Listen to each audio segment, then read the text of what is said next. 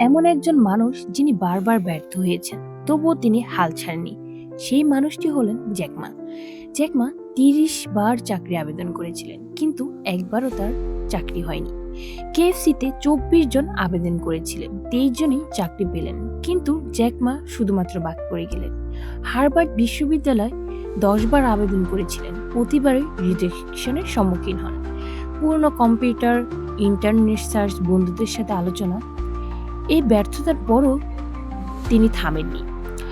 ৯৯ সালে তিনি ১৭ জন বন্ধু মিলে Alibaba.com শুরু করেন। সবাই বলতো এটা সম্ভব না। আলিবাবার লোগো, বড় বড় ব্যবসায়িক investor, Jack Ma Spain Alibaba বিশ্বের সবথেকে অন্যতম প্ল্যাটফর্ম হয়ে ওঠে। মার্কেট প্লেসে জ্যাক মা এবং বিশ্বের শীর্ষ উদ্যোক্তার মধ্যে তিনি হয়ে যান একজন। জ্যাক মা প্রমাণ করেছিলেন ব্যর্থতা কোনো শেষ নয়, বরং সাফল্যের শুরু। If you don't give up, still you have a change, Jack মা।